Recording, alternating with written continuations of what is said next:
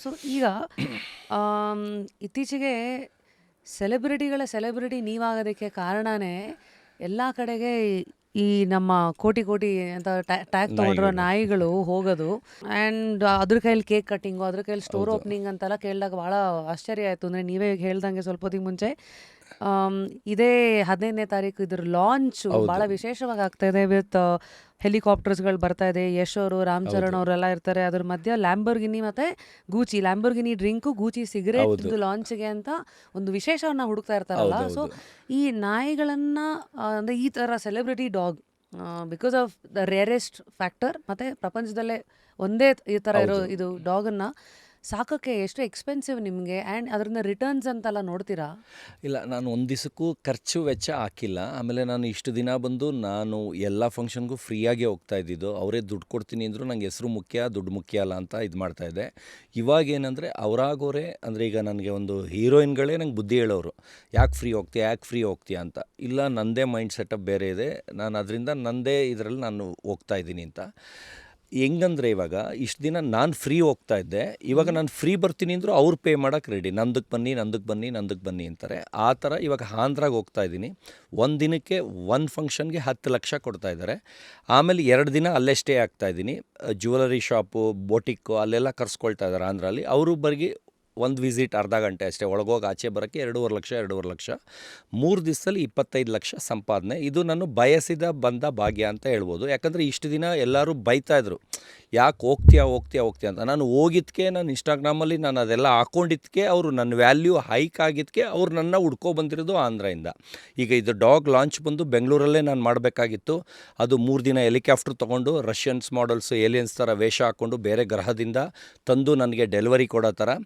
ಆಮೇಲೆ ಅದನ್ನು ಲ್ಯಾಂಬರ್ಗಿನಿಲಿ ಮುಂದೆ ಕೂರಿಸ್ಕೊಂಡು ಕಾರ್ನಿವಾಲ್ ಡ್ಯಾನ್ಸರ್ಸ್ ಎಲ್ಲ ಡೆಕೋರೇಷನ್ ಥರ ಕಾರೊಳಗೆ ಕೂತ್ಕೊಂಡು ಅದನ್ನು ಪ್ರೊಸೆಷನಲ್ಲಿ, ಅಂದರೆ ಸಿಟಿ ಒಳಗಡೆ ಎಲಿಪ್ಯಾಡ್ ಪರ್ಮಿಷನ್ ಇಲ್ಲ, ಅದಕ್ಕೆ ಪೈಕೂಸ್ ಅಂತ ಹೆಲಂಕಾಲಿ 2.5 acres ಫುಟ್ಬಾಲ್ ಗ್ರೌಂಡ್ ಇದೆ, ಅವ್ರಿಗೆ ಮಾತಾಡಿ ಅಲ್ಲಿ ಹೆಲಿಕಾಪ್ಟರ್ದು ಫಂಕ್ಷನ್ ಮಾಡಿ ಅಲ್ಲಿಂದ ಪ್ರೊಸೆಷನಲ್ಲಿ ಲ್ಯಾಂಬರ್ಗಿನಿ ಕಾರು 200 ಸೂಪರ್ ಬೈಕ್ಸಲ್ಲಿ ಪ್ರೊಸೆಷನಲ್ಲಿ JW ಮ್ಯಾರಿಟಿಗೆ ಕರ್ಕೊಬಂದು ಅಲ್ಲಿ 20 feet ಕೇಕ್. ಅಂದರೆ ನೀವು Lamborghini car ಕೇಳಿರ್ತೀರ, Lamborghini drinks ಕೇಳಿರಲ್ಲ.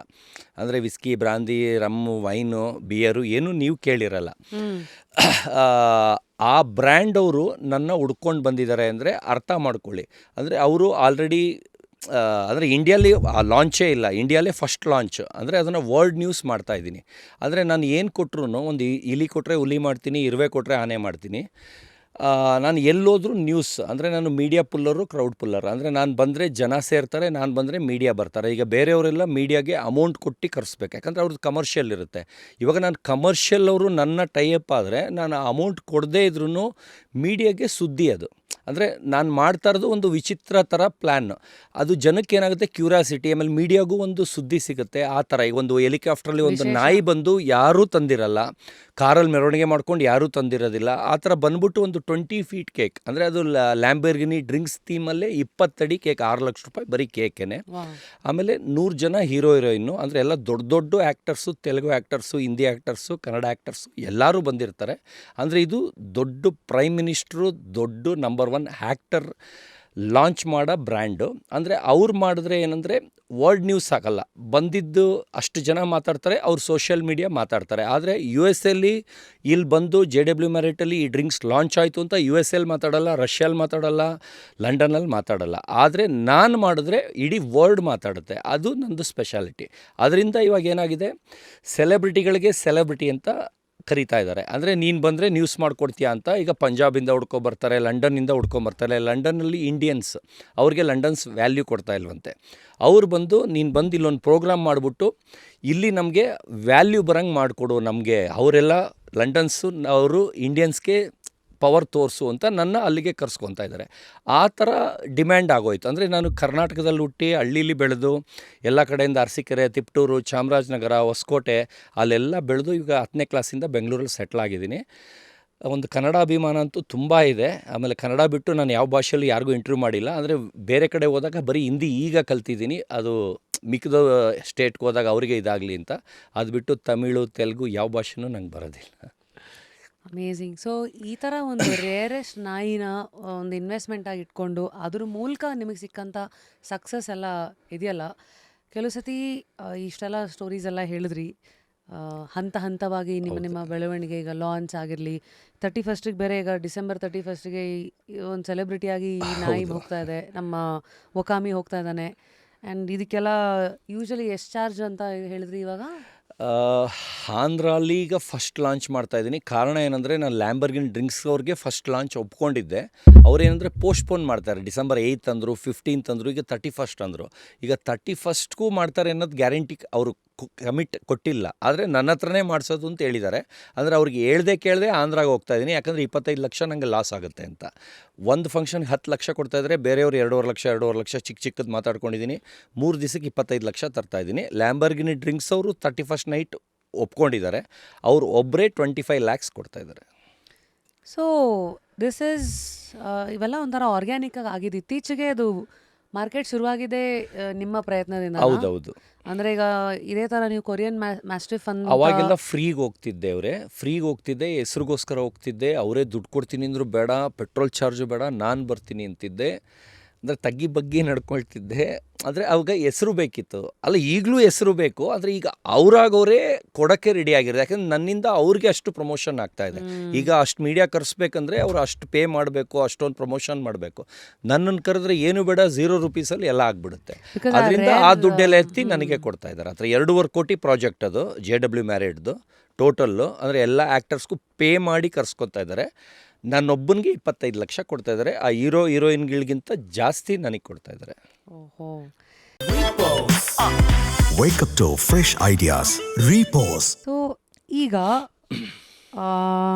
ಒಕಾಮಿ, the rarest wolf dog, the only wolf dog of the world, ನಮ್ಮ ಸ್ಟುಡಿಯೋನಲ್ಲಿ ಕೂತಿದ್ದಾನೆ. ಅವಾಗಿಂದ ಸೈಲೆಂಟ್ ಆಗಿದ್ದಾನೆ, ಇಷ್ಟು ಉದ್ದ ಇದ್ದಾನೆ. ಈಗ ಇನ್ನೂ ಅರ್ಧ ಸೈಜ್ 7 ತಿಂಗಳು ಮರಿ ಇವ್ರೆ. ಇನ್ನು 7 ತಿಂಗಳು ಮರಿ, ಇದ್ರ ಡಬಲ್ ಸೈಜ್ ಆಗುತ್ತೆ. ಇನ್ನು ಓಕೆ, 2 ಇಯರ್ಸ್ವರೆಗೂ ಬೆಳೆಯುತ್ತೆ. ಇದು ಯಾರಿಗೂ ಕಚ್ಚಲ್ವಾ? ಗುರ್ರ ಅಂತ ಕಚ್ಚಲ್ಲ, ಕ್ಯಾಮ್ರಾ ನೋಡಿ ಅದು ಸುಮ್ಮನೆ ಎದುರಿಸುತ್ತೆ. ಆದರೆ ಕಚ್ಚನಾಯಿ ಬೊಗಳಲ್ಲ, ಕಚ್ಚಲ್ಲ ಅಂತಾರಲ್ಲ, ಆ ಥರ. ಈಗ ಅದ್ರ ಮುಂದೆ ನೀವು ಧೈರ್ಯವಾಗಿ ಹೋಗಿ ಅದೇನು ಮಾಡಲ್ಲ. ನೀವು ಎದುರ್ಕೊಂಡಂಗೆ ಹೋಗೋದು, ಕಣ್ಣಲ್ಲಿ ಹಿಂಗೆ ನೋಡೋದು, ಹಿಂಗೆ ಮಾಡಿದ್ರೆ ಅದು ಕಚ್ಚಕ್ಕೆ ಬರುತ್ತೆ. ಕಚ್ಚಲ್ಲ, ಹತ್ರಕ್ಕೆ ಬಂದು ಸುಮ್ಮನೆ ಆಗುತ್ತೆ. ಸೊ ನಿಮ್ಮನ್ನು ಯೂಶಲಿ ಕಾಂಟ್ಯಾಕ್ಟ್ ಮಾಡ್ಬೇಕಂದಾಗ ಹೆಂಗೆ ಮಾಡ್ತಾರೆ ಜನ?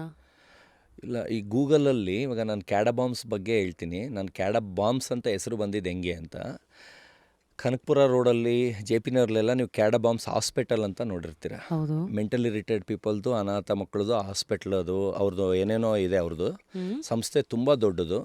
ನಾನೇನಂದರೆ 30 ಇಯರ್ಸ್ ಕಾಲೇಜ್ ಲೈಫಲ್ಲಿದ್ದಾಗ ನಾನು 10ನೇ ಕ್ಲಾಸಲ್ಲಿ ದಿನಕ್ಕೆ 10,000 ದುಡಿತಾ ಇದ್ದೆ. ದಿನಕ್ಕೆ 10,000 ಖರ್ಚು ಮಾಡ್ತಾಯಿದ್ದೆ. ದಿನಕ್ಕೆ 10,000 ದುಡಿತಿದ್ದೆ, ದಿನಕ್ಕೆ 10,000 ಖರ್ಚು ಮಾಡ್ತಿದ್ದೆ ದಿನಕ್ಕೆ. ಆವಾಗ ಇಡೀ ಬೆಂಗಳೂರಲ್ಲಿ 5 ಜನ ಡಾಗ್ ಬ್ರೀಡರ್ಸ್ ಇದ್ದಿದ್ದು. ಈಗ 5 ಲಕ್ಷ ಜನ ಬೆಂಗಳೂರಲ್ಲಿ ಡಾಗ್ ಬ್ರೀಡರ್ಸ್ ಇದ್ದಾರೆ. ಈಗ ಒಂದು ಡೀಲಿಂದ ಒಂದು ಡೀಲ್ಗೆ ಆಗಬೇಕಂದ್ರೆ 1 ತಿಂಗಳಾಗುತ್ತೋ 2 ತಿಂಗಳಾಗುತ್ತೋ. ಆವಾಗ ದಿನಕ್ಕೆ ಇಟ್ಕೊಳ್ದೆ ಹೋಗ್ತಾ ಇರಲಿಲ್ಲ 10,000. ಆಮೇಲೆ ನಾನು ನಾಯಿನ ಬಂದು ಸಾಲ ಮಾಡಿ ಆಸ್ತಿ ಮಾರಿ ನಾಯಿ ತೊಗೊಂಡಿಲ್ಲ. ನಾಯಿ ದುಡ್ಡಲ್ಲಿ ನಾಯಿ, ತಿರ್ಗಾ ಇನ್ನು ಅದ್ರಲ್ಲಿ ದುಡ್ದಿದ್ದ ನಾಯಲ್ಲಿ ಇನ್ನೊಂದು ನಾಯಿ, ಅದ್ರಲ್ಲಿ ದುಡ್ದಿದ್ದ ನಾಯಲ್ಲಿ ಇನ್ನೊಂದು ನಾಯಿ, ಆ ಥರನೇ ಬಂದಿರೋದು. ಇವತ್ತವರೆಗೂ ನಾಯಿಯಿಂದ ದುಡ್ದಿರೋದ್ರಲ್ಲೇ ನಾಯಿ ತೊಗೊಂಡಿರೋದು. ಇವಾಗ ಇದೂ ನಾಯಲ್ಲಿ ದುಡ್ದಿರೋ ನಾಯಲ್ಲೇ ತೊಗೊಂಡಿರೋದು. ಅಂದರೆ ಇದರಿಂದ ಇವಾಗ ಇನ್ಕಮ್ ಬರೋಕ್ಕೆ ಸ್ಟಾರ್ಟ್ ಆಯಿತು. ನಾನೇ ಕೇಳದೇ ಇದ್ರೂ ಅವರಾಗವರೇ ಕೊಡೋ ಥರ ಇದ್ರ ಒಕಾಮಿಯಿಂದ ನನಗೆ ಸ್ಟಾರ್ಟ್ ಆಯಿತು. ಇದ್ರ ಫುಲ್ ನೇಮ್ ಬಂದು ಕ್ಯಾಡಬಾಂಬ್ಸ್ ಒಕಾಮಿ ಅಂತ. ಕ್ಯಾಡಬಾಂಬ್ಸ್ ಬಂದು ನನ್ನ ಸಂಸ್ಥೆ ನೇಮು.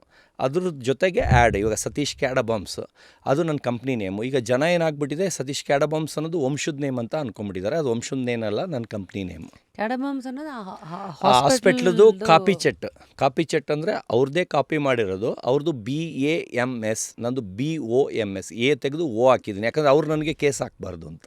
ಏನಕ್ಕೆ ಕ್ಯಾಡಬಾಂಬ್ಸೇ ಚೂಸ್ ಮಾಡಿದ್ರಿ? ಆ ಒಂದು ಹೆಸರಿಡೋ ಟೈಮಲ್ಲಿ ನಾನು ಇಡೀ ಬೆಂಗಳೂರಲ್ಲಿ ಎಲ್ಲರದ್ದು ಬೋರ್ಡ್ ನೋಡ್ತಿದ್ದೆ. ಫಾರಿನಲ್ಲಿ ಅಲ್ಲಿರೋ ಹೆಸರುಗಳದ್ದು ಬೋರ್ಡ್ ನೋಡ್ತಾ ಇದ್ದೆ. ಆ ಥರ ಎಲ್ಲ ನೋಡ್ತಾ ಇದ್ದೆ. ಅದರಲ್ಲಿ ನನಗೆ ಸೆಲೆಕ್ಟ್ ಆಗಿದ್ದು ಬೊರುಕಾ ಸ್ಟೀಲ್ಸ್ ಬರುತ್ತಲ್ಲ, ಬೊರುಕಾ ಕೆನೆಲ್ಸ್ ಅಂತ, ಕ್ಯಾಡಬಾಂಬ್ಸ್ ಕೆನೆಲ್ಸ್ ಅಂತ. ಎಲ್ಲ ಹೆಸ್ರಿಗೂ ಕೆನೆಲ್ ಆ್ಯಡ್ ಮಾಡಿದೆ. ಅದರಲ್ಲಿ ಯಾವುದೂ ಮ್ಯಾಚ್ ಆಗಲಿಲ್ಲ, 2 ಮ್ಯಾಚ್ ಆಗಿದ್ದು. ಬೊರುಕಾಗೆ ಸ್ಪೆಲ್ಲಿಂಗ್ ಚೇಂಜ್ ಮಾಡೋಕ್ಕಾಗಲಿಲ್ಲ, ಅದು ಬೇರೆ ಮೀನಿಂಗ್ ಆಗಿಬಿಡುತ್ತೆ. ಬೊರುಕಾಗೆ ಸೇಮ್ ಇಟ್ಟರೆ ಅವ್ರು ಕೇಸ್ ಹಾಕ್ತಾರೆ. ಒಂದು ಸ್ಪೆಲ್ಲಿಂಗ್ ಚೇಂಜ್ ಮಾಡೋಣಕ್ಕೂ ಆಗಲಿಲ್ಲ. ಬರುಕಾಗೆ ಏನೂ ಬರಲಿಲ್ಲ. ಅದಕ್ಕೆ ಏನು ಮಾಡಿದೆ, 2 ಹೆಸರು ಎಲ್ಲರಿಗೂ ಕಳಿಸ್ದೆ ಫ್ರೆಂಡ್ಸ್ಗೆ, ಯಾವ್ದು ಚೆನ್ನಾಗಿದೆ ವಾಪಸ್ ಕಳಿಸಿ, ಯಾವ್ದು ಚೆನ್ನಾಗಿದೆ ವಾಪಸ್ ಕಳಿಸಿ ಅಂತ. ಅವ್ರೇನು ಮಾಡಿದ್ರು, ಎಲ್ಲ ಕ್ಯಾಡಾ ಬಾಂಬ್ಸ್ನ ಸೆಲೆಕ್ಟ್ ಮಾಡಿದ್ರು. ಈ ಕ್ಯಾಡಾ ಬಾಂಬ್ಸ್ ಅನ್ನೋದು ಅವ್ರ ನೇಮೇ ಇಟ್ಟರೆ ಅವ್ರ ಕೇಸ್ ಹಾಕ್ತಾರೆ ಒಂದಿನ ಹೆಸರಾದರೆ. ಆದರೆ ಈ ಥರ ಹೆಸರಾಗುತ್ತೆ ಅಂತ ಅವತ್ತು ಗೊತ್ತಿರಲಿಲ್ಲ. ಅದನ್ನ ಇವತ್ತು ಗೂಗಲಲ್ಲಿ ಅವ್ರನ್ನ ಸರ್ಚ್ ಮಾಡಿದ್ರೆ ನನಗೆ ಕಾಲ್ ಬರೋದು. ಅಂದರೆ ಅವ್ರಿಗಿಂತ ಹೈಯೆಸ್ಟ್ ನಂದೇ ಮೇಲೆ ಹೊಟ್ಟೋಯ್ತು. ಗೂಗಲಲ್ಲಿ ಸರ್ಚ್ ಇಂಜಿನ್ ಏನೋ ಅಂತಾರಲ್ಲ, ಅದರಲ್ಲಿ ನಂದು ಟಾಪಲ್ಲಿದೆ ಅವ್ರಿಗಿಂತ. ಈಗ ಅವ್ರ ಹಾಸ್ಪಿಟ್ಲಿಗೆ ಯಾರೋ ರಿಪೋರ್ಟಿಗೆ ಕಾಲ್ ಮಾಡಿದ್ರು ನನಗೆ ಕನೆಕ್ಟ್ ಆಗುತ್ತೆ. ನಾನು ಹೇಳ್ತೀನಿ ಓ ಜಾಗದಲ್ಲಿ ಹಾಕ್ಕೊಂಡು ಮಾಡಿ ಅಲ್ಲಿ ಹೋಗುತ್ತೆ ಅಂತ.